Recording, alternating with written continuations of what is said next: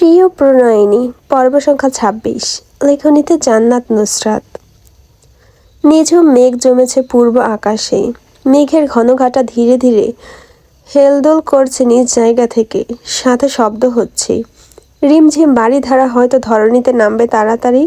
সামান্য বাতাস বইছে প্রকৃতিতে। আরশ আকাশের দিকে এক পলক চেয়ে নিয়ে সামান্য গ্রীবা বাঁকিয়ে নুসরাতের দিকে ঝুঁকে আসলো। ঠোঁটের নিচে পিসটা দন্তপাটি কামড়িয়ে বলে উঠল, কিছু পোড়া পোড়া গন্ধ পাচ্ছি মিসেস, আপনি কি পাচ্ছেন? নুসরাত আরশকে সুর পাল্টাতে দেখে অবাক হলো। এক ভ্রু উঁচিয়ে টিস্যু দিয়ে ঘষে ঘষে নাক মুছে নিল। নাক টেনে শুকলো। অতঃপর প্রশ্নাতীত চোখে আরশের দিকে চেয়ে গম্ভীর গলায় বলল, কোথায়? আমি কেন পাচ্ছি না? আরশ ঠোঁটের উপর ২ আঙুল রেখে তির্যক হাসল। সুঠামদেহী শরীরটা সামান্য বাঁকিয়ে নুসরাতের দিকে ঝুঁকে আসলো। হিসিয়ে বলল, লেট ইট গো। নুসরাত আরশের হেয়ালিতে বিরক্ত হলো। নাক থেকে সর্দি ভালো করে টিস্যুতে ঘষে নিয়ে নাক বাড়িয়ে আবার শুকলো। এমন ভাব করলো আজ এই পোড়া গন্ধ না পেলে তার পুরো জীবন বৃথা যাবে। আরশ সামান্য বিরক্তি মিশেল কণ্ঠে বলল, Nusrat, you are 18+, be mature. Nusrat আরশের দিকে চেয়ে তাচ্ছিল্যের হাসি হাসল। আকস্মিক নাক সুরসুরি অনুভূতি হতেই হাঁচি দিয়ে উঠল। এর পরের বার দিতে গিয়ে মনে হলো নাক দিয়ে পানি বের হয়ে আসবে। চোখ বড় বড় করে অবিরাম সব দিকে ঘুরতে লাগলো। মনে প্রশ্নের উদ্ভট ঘটল, এখন টিস্যু পাবে কোথায়? হাঁচি আটকে রাখায় নাক ব্যথা হয়ে উঠল, আর তাতেই ডগমগ করে হাঁচি আসলো। নুসরাত শেষ রক্ষা পাওয়ার জন্য নাক ফুলিয়ে শ্বাস ফেলল। নাক খিচিয়ে উঠতেই চোখ মুখ জ্বলে উঠল। হাতের তালু দিয়ে নাক পরিষ্কার করার পূর্বেই আরশ নিজের ডান হাত বাড়িয়ে দিল নুসরাতের সামনে। শার্টের হাতার দিকে ইশারা করল। কপালে বিরক্তির রেশ ফুটিয়ে গমগম স্বরে আওড়ালো, just take it easy, all right? And wipe your nose right here. No need to be shy, don't be embarrassed, it's totally fine. Nusrat জোরে জোরে শ্বাস ফেলল, তবুও নাক মুছল না আরশের শার্টের হাতায়। আরশ মনে করলো লজ্জা পাচ্ছে, তাই বিরক্ত হয়ে নুসরাতের মাথা নিজের দিকে টেনে ধরল এক হাত দিয়ে। নুসরাতের কিছু বুঝে ওঠার আগেই একটানে নিজের শরীরের আড়ালে ঢেকে নিল পুরো মেইলি শরীরখানা। তখনও হাত স্থির নুসরাতের চুলের ওপর। আকস্মিক আরশের এমন কাণ্ডে নুসরাত থতমত খেল। হকচকিয়ে পিছু সরতে গিয়ে গত 2 দিনের বৃষ্টিতে ভেজা এঁটেল মাটিতে পা পিছলে গেল। মুখ থুবড়ে পড়তে নিল, তার আগেই মাথা চেপে ধরে সামলে নিল আরশ। হুমড়ি খেয়ে নুসরাত এসে পড়ল তার বুকে। শক্ত বুকের পৃষ্ঠানে খাড়া নাকে কপালে ব্যথা পেল মেয়েটা। নাকের ভেতরে থাকা সকল বজ্র পদার্থ গিয়ে লাগলো আরশের বুকে। যতক্ষণে আরশ দূরে সরে যাবে ততক্ষণে অনেক দেরি হয়ে গিয়েছে। নুসরাত নিজের এমন বাচ্চামো কাণ্ডে দাঁত খিচে দাঁড়িয়ে রইল। নিজের উপর চূড়ান্ত বিরক্তিতে দূরে সরবার কথা পেরায় ভুলে বসল। 2 হাতের মুঠো মুষ্টিবদ্ধ করে মিনমিনিয়ে আওড়ালো, সারছে রে কাম সারছে। শেষ পর্যন্ত বেটার গায়ে তোর নাকের উচ্ছিষ্টগুলো মুছতে হলো। আরশ নিজের বুকে ভেজা ভেজা অনুভব হতেই শ্বাস ফেলল শব্দ করে। নুসরাত চোখ উপরে তুলে তাকাতেই আরশ কপালে ভাঁজ ফেলল। চওড়া কাঁধ টান টান করে নিল মুহূর্তে। 2 আঙুল দিয়ে নুসরাতের কপাল ঠেলে নিজের শরীরের উপর থেকে দূরে সরিয়ে দিল। নিজের বুকের কাছের কাপড়ের দিকে এক পল চাইতেই আগের বিরক্তিটুকু আরও একটু বাড়ল। চোখ বন্ধ করে প্রলম্বিত শ্বাস ফেলে রুড আওয়াজে বলে উঠল, বেয়াদব মেয়ে, সর এখান থেকে, না হলে আজ একটা থাপ্পড় মাটিতে পড়বে না। মাথা মোটা, সর বেয়াদব। গ্রোসারি শপে শপিং করতে আসছেন সুফি খাতুন। সময় তখন রাত 8:44। গ্রোসারি শপে এসে দেখা হলো নিজাম শিকদারের সাথে। এখনও দুজন দুজনের সামনাসামনি হননি, কিন্তু সুফি খাতুন দূর থেকে ঠাউর করতে পারলেন উনিই নিজাম শিকদার। নিজাম শিকদারের সাথে সৌরভীও আছে। দুজনেই রান্নার মশলা কিনছেন। আহান সুফি খাতুনকে কতক্ষণ যাবৎ অনুসরণ করছিল। নানিকে বারবার নিজাম শিকদারকে লক্ষ্য করতে দেখে বলে উঠল, ও নানি। সুফি খাতুন ফিরে তাকাতেই আহান ঠোঁট চেপে চোখ দুটো পাতা ফেলল। সুফি খাতুন বুঝলেন না আহানের এইসব করার মানে কি, তাই না ঘাটিয়ে হাঁটতে লাগলেন। আহান তার পিছু পিছু ছাড়ল না। এটা সেটা বলতে থাকলো। হঠাৎ চোখে পড়ল নিজাম শিকদার শপিং কার্টে কারোর ছবি নিয়ে ঘুরছেন। সুফি খাতুনকে ওখানে দাঁড় করিয়ে রেখেই গনে গনে 4 পা সামনে আগালো সে। তখনই দৃষ্টিসীমায় স্পষ্ট হলো শপিং কার্টে থাকা ছবিটা। নিজাম শিকদারের স্ত্রীর ছবি ওইটা। নিজাম শিকদার ছবি দেখছেন আর কথা বলছেন ছবিটার সাথে। যে কেউ দেখলে মনে করবে শপিং করতে তিনি একা আসেননি, ওনার সাথে অন্য কেউ এসেছে। কিন্তু অনুরূপ ক্রমে তিনি ওই ছবিটার সাথে মনোযোগের সাথে কথা বলছেন। আহানকে আর পায় কি, উল্টো পথে ফিরে গেল নানির কাছে। ততক্ষণে নিজাম শিকদার শপিং কার্ট নিয়ে আরও একটু এগিয়ে এসেছে তাদের দিকে, কিন্তু খেয়াল করেননি সৈয়দ বাড়ির লোকেরা এখানে আছে। নিজাম শিকদার এগোনোতে সুফি খাতুন যেখানে দাঁড়িয়েছিল সেখান থেকে স্পষ্ট হলো ছবিটা। আহান নিজের নানির কাছে দাঁড়িয়ে কানে কানে বলে উঠল, নানি ওই দেখো, নিজাম দাদু ওনার স্ত্রীর ছবি নিয়ে এসেছেন এখানে। তুমি শুধু ভাবো, ওনার স্ত্রী, ওনার মৃত স্ত্রীর ছবি নিয়ে উনি এভাবে ঘুরছেন, তাহলে তুমি ওনাকে বিয়ে করলে কিভাবে তোমাকে সাথে নিয়ে ঘুরবেন? সুফি খাতুন আহানের কথায় ভাবনায় মগ্ন হলেন। আহান আরও উৎসাহ দেওয়ার জন্য বলে ওঠে, উনি কতটা লয়াল হলে মৃত স্ত্রীর ছবি নিয়ে ঘোরেন। যদি স্ত্রী বেঁচে থাকে তাহলে তো মাথায় তুলে ঘুরবেন। শুধু ভাবো, তোমাকে মাথায় তুলে ঘুরছেন আর তুমিও নিজাম দাদুর মাথার উপর বসে আগডুম বাগডুম করে তবলা বাজাচ্ছ। আহান কথাটা শেষ করে মিচকে হাসল। সুফি খাতুন গভীর চিন্তায় মগ্ন হলেন। নিজেকে শপিং কার্টে থাকা ছবির জায়গায় ভাবতে বসলেন। ততক্ষণে আহান গ্রোসারি শপের ভেতর থেকে সুফি খাতুনের অগোচরে কয়েকটা জিনিস উঠিয়ে নিয়ে চলে গেল বিল কাউন্টারে। সেখানে গিয়ে বলল, বিল আমার নানির কাছ থেকে নিয়ে নেবেন। জাস্ট নাও আমার বাড়ি থেকে কল এসেছে। আমার দাদা বর্তমানে সরখাতে, তাই আমাকে এক্ষুনি বাড়িতে যেতে হবে। শেষ মুহূর্তে আমি ওনার পাশে থাকতে চাই। আর তো পাশে পাবো না, তাই চলে যাচ্ছি। বিলটা কষ্ট করে ওনার কাছ থেকে নিয়ে নেবেন। মন্টুকে উল্টো করে কাঁঠাল গাছের সাথে বেঁধে রাখা, তাকে বাঁধা লোকগুলো নিচে দাঁড়ানো, সকলেই বিরক্তির সাথে উপরে তাকিয়ে আছে। কোমরে এক হাত রেখে অন্য হাতে টর্চ লাইটের আলো সরাসরি মন্টুর চোখের দিকে তাক করে রেখেছে। নুসরাত চূড়ান্ত রেগে নিয়ে নিচ থেকে চিৎকার করে বলে উঠল, ওই চৌথিয়া, তোর এত উত্তেজনা আসে কোত্থেকে যে দ্বিতীয় বিয়ে করিস? ইরশাদ মেইন পয়েন্টের দিকে ইশারা করে বলে উঠল, ওখান থেকে আসে। ইরহাম নিজের মুখের মুখোশ টেনে ঠিকঠাক করে বলল, শালা মাদার ফাঁকার সব কচি কচি মেয়ে বিয়ে করে নিচ্ছে, আমি বিয়ে করব কি? আজ পর্যন্ত একটা মেয়েই পটাতে পারলাম না, আর শালা বাস্টার্ড মাত্র 17 বছরের বয়সী মেয়ে বিয়ে করে নিল। ভাগ্য ভাগ্য ভাগ্য। মানুষের ভাগ্য দেখলে মনে হয় ওদেরটা দিন দিন লুঙ্গির মতো খুলছে, আর আমারটা দেখলে মনে হয় প্যান্টের চেইনের মতো আটকে গেছে। ইরহাম কথাগুলো শেষ করে জিভ কাটল।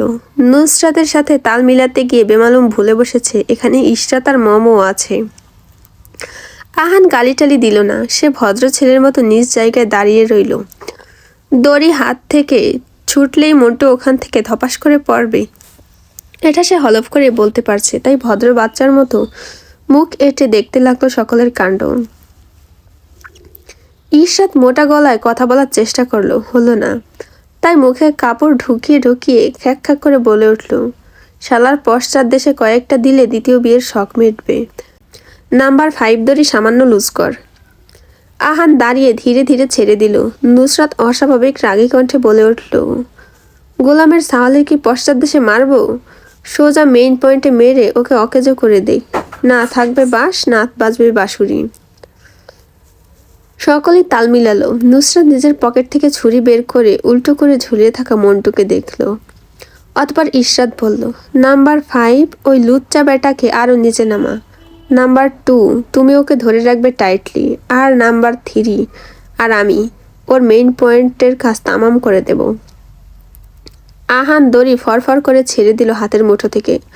মন্টু মিয়া জানের ভয়ে গলা ফাটিয়ে চিৎকার করে উঠল। চোখ বন্ধ করে নিজের শেষ মুহূর্তের অপেক্ষা করলেন, কখন সেই মুহূর্ত আসবে। মন্টু মিয়ার ইচ্ছে অনুযায়ী কিছুই হলো না। তার পূর্বেই মোমো দড়ি টেনে ধরল। মোমোর মতো রুষ্টপুষ্ট একজন মানুষ দড়ি টানতে গিয়ে এক প্রকার ঝুলে পড়ল। আহান এসে সাহায্য করতেই চোখ ঘোরালো মোমো নুসরাতের দিকে। কিরমির করে বলে উঠল, কিতা যে কইতাম, ইমাইলের নেওয়ার যে ওজন। আর হেডার সাথে আমারে বিয়ে দিতে চাইছিল ওই মায়াকারে মা গইকারে কি বুঝে নে শালি বেয়াদব। নুসরাত এমনি হাসতে হাসতে কাদা মাটিতে এক প্রকার শুয়ে পড়ল কোনো ঘৃণা ছাড়া। সাদা ফর্মাল প্যান্ট গড়াগড়ি খেলো কাদায়। কণ্ঠে কোনো দ্বিধা না রেখেই বলে ওঠে, নাম্বার 4, ধর তোর সাথে এই মাদার চোদের বিয়ে হয়ে গেছে। বিয়ের দিন যদি তোর সাথে ইটিস পিটিস করতো তাহলে এর পরের দিন তোর লাশ আমরা খুঁজে পেতাম। ভালো হয়েছে তোরে ওই সুদান্নির ফুর সাথে বিয়ে দিনেই। ওরে মা গো, কি গালাগালি। নুসরাত গালি দিতে দিতে আকস্মিক থেমে গেল। 2 হাত গালে রেখে তওবা কাটলো। বিড়বিড় করে বলল, আল্লাহ মাফ করো, মাফ করো। মাদারচোদকে গালি দিতে গিয়ে আমি আমার নিজের মুখ পাপ করে ফেলেছি। হায় আল্লাহ, কতদিন না জানি নাপাক হয়ে থাকবে আমার এই পবিত্র মুখখানা। মন্টু মিয়া মৃত্যুর ভয়ে মন শঙ্কিত হলো। আরেকটা বিয়ে করার শখ ছিল মনে। এবারের মতো বেঁচে ফিরলে সেই শখ জীবনেও পূরণ করবেন না। আজকের মতো আল্লাহ যেন তাকে রক্ষা করে। মন্টু মিয়ার মনে মনে করা আহাজারিগুলো হয়তো কবুল হলো। এর ঠিক 2 মিনিট পরে টর্চের আলো এসে পড়ল নুসরাতরা যেখানে দাঁড়িয়ে আছে সেখানে। দূর হতে গম্ভীর পুরুষালী সুরের আওয়াজ ভেসে এলো, কে ওখানে? আহানের মুহূর্ত লাগলো না গলা চিনতে। এইরকম করে শুধু জাইন ভাই কথা বলে। হাতের দড়ি ফুস করে ছেড়ে দিয়ে নিজের যান হাতে নিয়ে সোসাইটি থেকে বের হওয়ার রাস্তায় ভাগল। মোমোকে এক হাতে টেনে নিয়ে যেতে ভুলল না। সেদিকে মোমোকে টানতে টানতে নিয়ে যেতে যেতে চিৎকার করে বলে উঠল, ভাগো আপ্পি, বড় ভাইয়া আর ছোট ভাইয়া আসছে। ইশরাতের চোখ দুটো রসগোল্লার ন্যায় বড় বড় হয়ে গেল। এর মধ্যে ধূপ করে গাছের মাথা থেকে উল্টো হয়ে পড়লেন মন্টু মিয়া। মাটিতে পড়ে উচ্চ শব্দে কোকিয়ে উঠলেন। ইশরাত পালালো একদিকে, মোমো আহান পাশের সোসাইটির দিকে দৌড়াচ্ছে। সবকিছু ঠান্ডা হলে আসবে তারা। ইরহাম আর নুসরাত পালালো সামনের দিকে। দুটো যেতে যেতে ইশরাতকে ধাক্কা দিয়ে বাঁদিকে ঠানল। নুসরাত রাগান্বিত স্বরে হিস হিস করে বলল, ভাগ শালি, তোর হাড্ডি ভাঙার ডাক্তার আমাদেরই না আজ হাড্ডি ভেঙে দেয়, ভাগ। ইশরাতকে বাঁদিকে দৌড়াতে দেখে জাইন পিছু নিল তার। রগরগে গলায় আরশকে আদেশ দিল, আরশ, ওই দুইটার পেছনে যা। ইশরাতকে নিজের ভাগে পেতে খুব একটা বেগ পোহাতে হলো না জাইনকে। দৌড়াতে থাকা ইশরাতের কাঁধের কাপড় এক হাতে চেপে ধরে অন্য হাতে ওদর চেপে নিজের কাছে নিয়ে আসলো।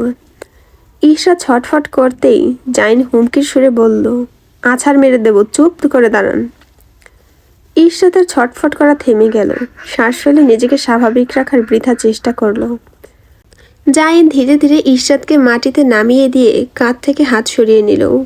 মুখ থেকে মুখোশ খুলতে খুলতেই ইশরাত বলে উঠল, বেয়াদব, থাপড়িয়ে গাল ফাটিয়ে ফেলবো আপনার। এত রাতে এখানে কি করছিলেন? ইশরাতের মুখের মুখোশ ছুঁড়ে দূরে ফেলল জাইন। রাগে চোখে মুখ লাল হয়ে আছে। ভৎস করে দেওয়ার মতো চাহনি ইশরাতের দিকে নিক্ষেপ করে হিস হিস করে বলে উঠল, ধরা পড়লে গণধুলাই খেতেন। এটা কি এই ছোট মাথায় আসেনি? জাইন কথা শেষ করতেই ইশরাতের কপালে তর্জনী আঙুল দিয়ে ধাক্কা দিল। ইশরাত কাচুমাচু ভঙ্গিতে চোখ তুলে একবার জাইনের পানে তাকিয়ে আবার নিচের দিকে নামিয়ে নিল। ভদ্র মেয়ের মতো মুখ বানিয়ে চুপচাপ জাইনের ধমক শুনল, প্রতিবাদ করল না। এর মধ্যেই দূর থেকে কেউ একজন হাঁক ছুড়ে জিজ্ঞেস করলেন, জাইন হাতের কাছে কাউকে পেলে? জাইন ইশরাতের সামনে দাঁড়িয়ে ছোট্ট করে উত্তর করল, জি না, সবাই পালিয়েছে। অতঃপর খ্যাপাটে নয়নে ইশরাতের দিকে দৃষ্টি নিবদ্ধ করে বলে উঠল, আপনাকে আমি পরে দেখে নেব, বাসায় যান এখন, বেয়াদব। ইশরাত যখন যেতে নিল, জাইন হাত ধরে থামিয়ে দিল। কণ্ঠে কোনো প্রকার নমনীয়তা না এনে কঠোর সাথে শুধালো, এসব উল্টাপাল্টা কাজ করতে আপনাকে কে উৎসাহ দিয়েছে? খবরদার বলবেন না ওই পাগল এসব বুদ্ধি করে দিয়েছে। ইশরাত কাচুমাচু করে বলল, জি, ওরই বুদ্ধি, আমরা শুধু প্ল্যান মাফিক কাজ করেছি। জাইন টান টান হয়ে দাঁড়িয়ে 2 হাত পকেটে ঢোকালো। ইশরাতের সোনার মতো করে বলে উঠল, সবগুলো বেয়াদব, একটা ভালো হয়নি। রাত 11টা। সোসাইটির বেশিরভাগ বাসার ভেতরে শোরগোল কমে গিয়েছে। এই রাতের বেলা শুকনো পাতার উপর দিয়ে চলাচল করায় মরমরে শব্দ একটু বেশি হচ্ছে। নুসরাত আর ইরহাম প্রাণপণে দৌড়ানিতে খেয়াল করেনি নাসির মঞ্জিলের পেছনে জঙ্গলের দিকে চলে এসেছে তারা। অনেকদিন যাবৎ এই জায়গা পরিষ্কার না হওয়ায় সেখানে এত গাছপালা জন্ম হয়েছে যে মানুষের হাঁটার সামান্য পথটুকু ঢেকে গিয়েছে সবকিছুর আড়ালে। দুজনের দৌড়ের গতি এতক্ষণে সামান্য কমে এসেছে। ধীরে ধীরে দৌড়ানো থামিয়ে দুজন হাঁটতে লাগলো। হা করে ফেলতে লাগলো বড় বড় শ্বাস। বড় শ্বাস ফেলতে পারলো কই, তার পূর্বেই তাদের পেছন থেকে বড় গলার স্বর ভেসে এলো, এই বাস্টার্ড দাঁড়া। নুসরাত আর ইরহাম দুজন দুজনের দিকে তাকিয়ে আরশকে ভয়ঙ্কর দুটি গালি দিয়ে উঠল।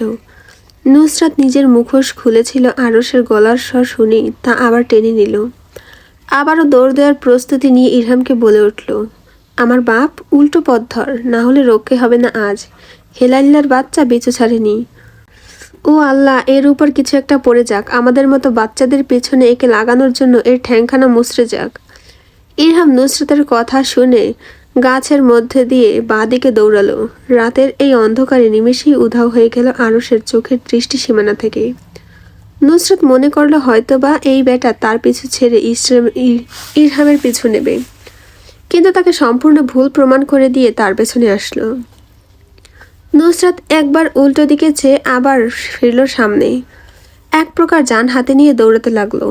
মনে মনে আল্লাহর নাম জপ করতে লাগলো, শুধু দোয়া করলো আজ যেন আরশ নামক এই বেয়াদব লোকের হাত থেকে রক্ষা পেয়ে যায়। মাথায় এটা নেই আরশের হাত থেকে রক্ষা পেলেও এখানে থাকা বিষাক্ত সাপের হাত থেকে বেঁচে ফেরা মুশকিল হতে পারে। গত কয়েকদিন বৃষ্টিতে পানি জমে মাটির অবস্থা স্যাঁতস্যাঁতে হয়ে আছে। কোথাও কোথাও শ্যাওলা জমে পিচ্ছিল হয়ে আছে। নুসরাত শ্যাওলার উপর দিয়ে দৌড়াতে গিয়ে স্লিপ কেটে মুখ থুবড়ে উল্টো হয়ে পড়ে গেল কাদার মধ্যে। চোখে কাদা ঢুকে গেল, স্যান্ডেলের ভেতরে ঢুকলো। তবুও দুই হাতে ভর দিয়ে উঠে দাঁড়ালো। মাটিতে উল্টে হয়ে পড়ে এক পায়ের স্লিপার ওখানেই পড়ে রইল। অন্য পায়ের স্লিপার খুলে তা ছুঁড়ে মারল আরশের দিকে। সেটা উড়ে গিয়ে একদম আরশের মুখের উপর পড়ল। নুসরাত ভাবেনি তার হাত এতটা শার্প। নিশানা বরাবর লেগেছে জুতাটা। আবারও জঙ্গলের মধ্যে দিক বেদিক ভুলে দৌড়াতে গিয়ে হাঁপিয়ে উঠল। পিছু ফিরে দেখল আরশ এখনো তার পিছু করছে। হাঁপিয়ে ওঠার কোনো লক্ষণ নেই ওই ষাঁড়ের মধ্যে। সামনে ফিরতেই চোখে ভাসলো কয়েকটা গাছের বড় বড় ডাল পড়ে আছে। এতেই মাথায় আগুন ধরে গেল নুসরাতের। প্রলম্বিত শ্বাস ফেলে আওড়ালো, সকল বালের গজব আজাব পড়তেই হবে। সাগুয়া ভাগতে গিয়েও সমস্যা। আল্লাহ, জীবনে একটা ভালো কাজ করে থাকলে এই আরশকে তুমি নিজের করে নাও, আমিন আমিন আমিন। নুসরাত লাফ দিয়ে পড়ে থাকা ডালগুলো পাড়ি দিতে চাইল। সেই সুযোগে আরশ পেছন থেকে নুসরাতের পেটে হাতের সাহায্যে পেঁচিয়ে ধরে শূন্যে তুলে ধরল। নুসরাত দাঁতে দাঁত চেপে নিজের ভেতরের রাগটুকু সংবরণ করতে চাইল, হয়তো পারল। মাটি হতে দুই হাত উপরে শূন্যে পাগুলো ভাসছে, ঝাঁকাতে লাগলো দ্বিগুণ হারে। শক্ত হাতে নিজের পেটের উপরে থাকা আরশের হাতে খামচিয়ে ছাড়াতে চাইল। বলিষ্ঠ হাত দুটো আরও দ্বিগুণ শক্তিতে চেপে ধরল তাকে।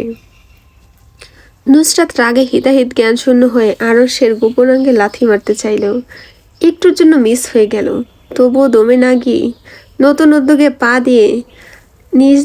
পায়ের নিচ দিয়ে আরশের হাঁটুর মধ্যে লাথি মারল। সেন্সিটিভ স্থান হওয়ায় একটুক্ষণেই আরশ কাবু হয়ে গেল। নুসরাতের পেটের কাছে বাঁধা হাত ঢিলে হয়ে আসলো। মেয়েটা ভুলে বসলো আরশ তাকে ছেড়ে দিলে এখান থেকে সোজা মাটিতে পড়বে। যতক্ষণে তা মনে হলো ততক্ষণে তার উদর, কপাল, নাক, ঠোঁট গিয়ে ঠেকেছে মাটিতে। অস্বাভাবিক ব্যথায় হাত পা ঝিমঝিম করে ওঠে অসারতায়। আরশ এক হাঁটু গেড়ে বসলো নুসরাতের কাছে। পিঠের কাছে কাপড় চেপে ধরে ফোন বের করে ফ্ল্যাশ লাইট জ্বালিয়ে নিল। অতপর এক হাত হাঁটুর উপর রেখে অন্য হাতে নুসরাতের মুখের দিকে তাক করলো। লহুসরে আদেশ দিল, ওপেন ইওর আইস। নুসরাত চোখ খুলে তাকালো না। চোখ খুলে তাকালে এই বেটা বুঝে নেবে সে কে। এরপর গিয়ে মেজমা মেজমা বলে বিচার দিবে তার মায়ের কাছে। আর তার পিঠের ওপর পড়বে নাজমিন বেগমের অতি উচ্চ মাত্রার চপ্পল জোড়ার ধুমধাম কয়েকটা বাড়ি। নুসরাত তাই গোড়ামি করে নিভু নিভু চোখে আরশকে দেখল, তবু পুরো চোখ খুলল না।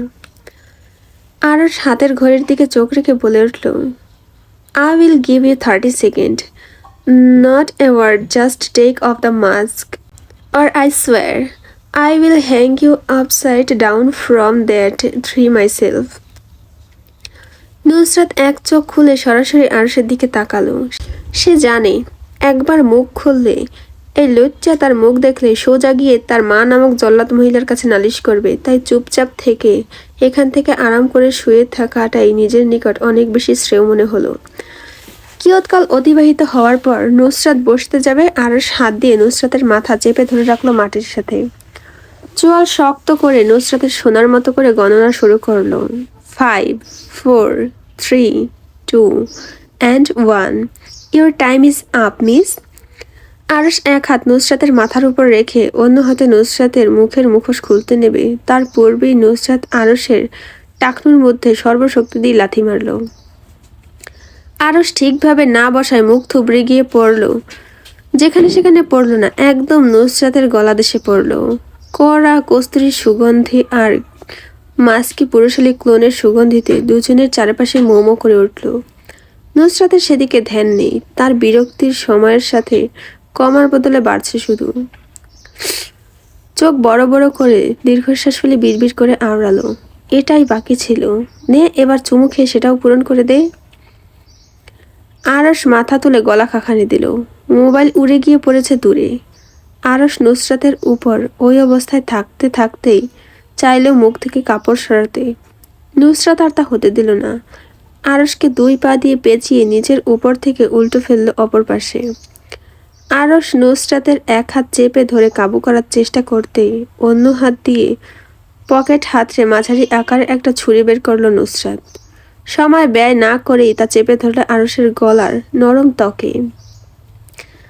গলায় ছুরি চেপে রেখেই নাক বন্ধ করে বলে উঠল, নেক্সট টাইম মিস্টার।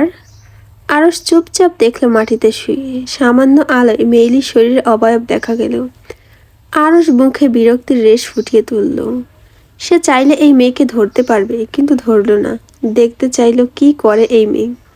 ঘাড় কাত করে চেয়ে রইল এক দৃষ্টিতে। নুসরাত হালকা